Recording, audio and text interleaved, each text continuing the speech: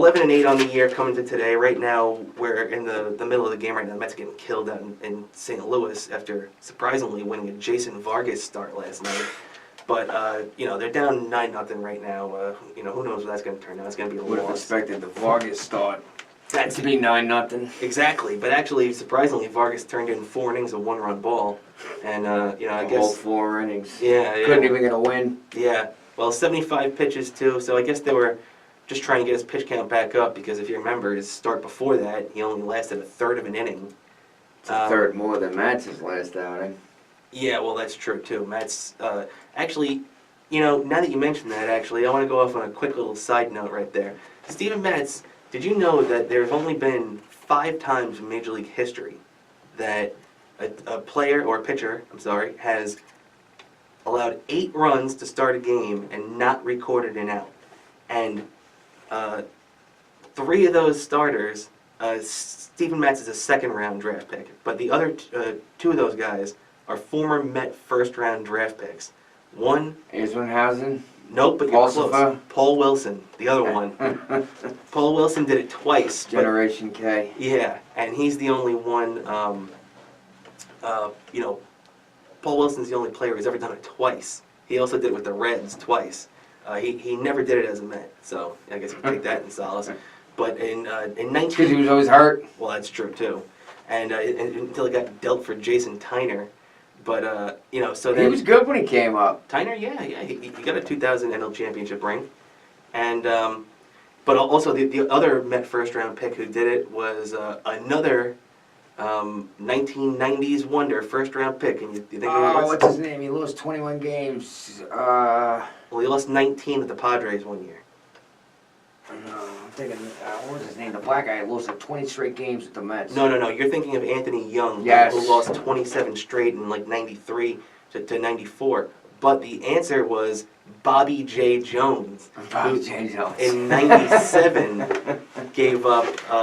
the black Bobby Jones. Yeah, well, that was the lefty. This is the white Bobby Jones who gave up... he's also the one with the home run on opening day a couple of years after that. But in 97, he also took one on the chin and did that too. Also, a former Met, Walt Terrell did it, but he didn't do it as a Met. So take that for what it's worth. Because every Met fan knows the name Walt Terrell. Well, if you don't, you should be ashamed of yourself. But, so let's get back to the current day Mets as they beat the Cardinals last night 5-4. They're down big today, but okay, so then they'll come out on Sunday, hopefully looking for the series victory. The Mets pitching has been one of the bugaboos of this season so far, as they have the worst team ERA in the National League, which is just a disgrace after they were one of the best pitching teams last year. Jason Vargas, has contributed to that with his 14 ERA coming into last night, but, decent outing last night for what it's worth. Seth Lugo, not too good, 2 runs last night, gave up a 2-run shot to 23-year-old Lane Thomas in his first Major League at-bat last night. Granted, it was a wall scraper, and it just got over Conforto's head, but it still counts. And, also Jerry's Familia contributing to that, looking pretty terrible, giving up an unearned run last night. But even with that unearned run, he still got a 5.59 ERA for the year. The only guy who seems to know what he's doing in the bullpen, because even though Robert Gesellman has a 3.27 ERA, I don't trust him as far as I can throw him. Edwin Diaz continues to dominate. He got himself into a little bit of hot water on Friday night, but was able to work himself out of it. Right now, he's still got a sparkling 1.17 ERA, accompanied by 7 saves the first couple weeks of the year. But that was with a slow start. Very true, very true. And he looked a little shaky at the end of spring training, too. He was giving up bombs. Yeah. So it's good to see that he finally is kicked in. You got one arm in the bullpen that you can trust. Unfortunately... And he will only pitch 3 outs. Yeah. Well, you can ask Brody Van Wagenen about that with this organizational philosophy. But, so we got the big news, though. The big thing that came down over the last 24 hours was Jacob deGrom and his elbow problem that flared up on Thursday and lasted into Friday, supposedly. Just as soon as the ink dried on the contract. Yep, just a couple of weeks after getting that deal done. 5 years, $137.5 million. Looks like Jake's run into a little bit of injury problems right now. He's at least on the DL for the moment. He's on the DL from April 16th. And, it's retroactive to that, when the last time he appeared in a game. So he'll be eligible to come off on April 26th. So we'll see if that actually happens or not. But they're saying that deGrom was sick earlier this week. He had a touch of strep throat, and it's been going around the clubhouse supposedly. So, take that for what it's worth. And after not throwing, because deGrom had been in Jacob deGrom had been in the habit of throwing every single day. I don't know if Dave Island or whoever got him into that, but he said it's really helped him a lot, and he throws every day. But being sick, he wasn't able to throw for a while, and so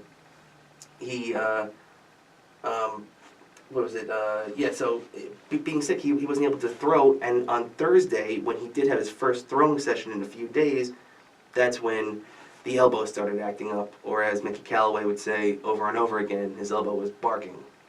And As I would say, it sounds like he needs a new tampon.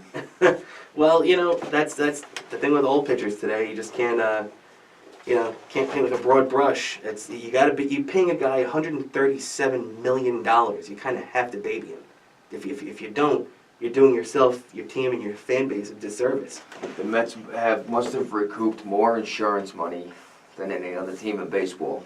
History. Yeah, oh yeah, that's right. Yeah.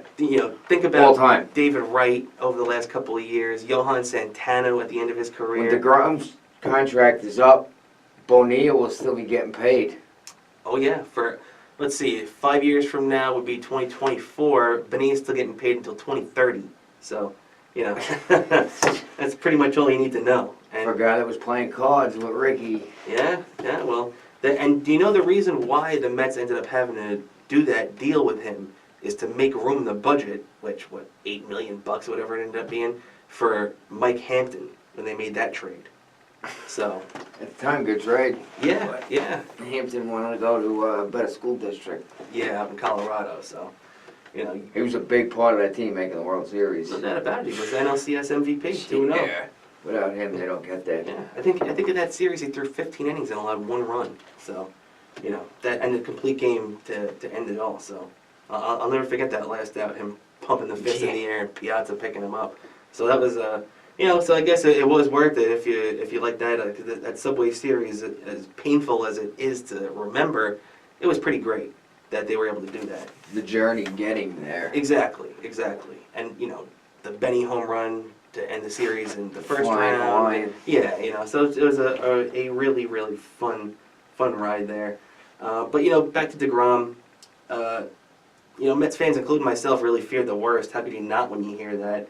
But supposedly deGrom today, which is Saturday, threw from 120 feet and is feeling no pain in the elbow at all. That's the main thing. The team right now is even saying that they're considering not having him in for the MRI on Monday, because they were originally going to send him back to New York to get checked out by team doctors on this weekend. But after his elbow calmed down a little bit, they said, okay, let's just give it a couple of days.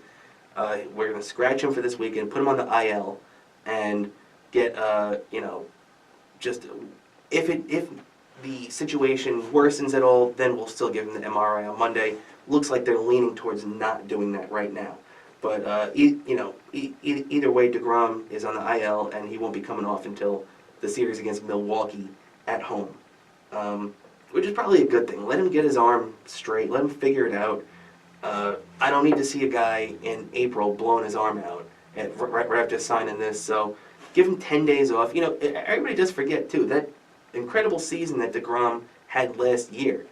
He still missed 2 starts in May because that thing with his. If you remember where his, I think he got hit by the pitch. It was something with the swing, where if you remember when he was swinging, he's a lefty. He swung the bat and hurt his elbow somehow. Because all men pitches bat from the wrong side of the plate and have their pitching arm exposed. Yeah, so he took that injury, and everybody, I 100% thought he was done for the year in May last year. And look, we were proven wrong.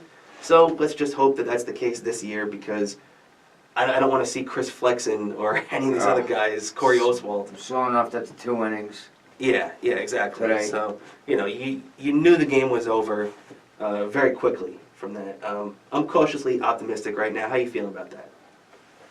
It's just another, here we go again.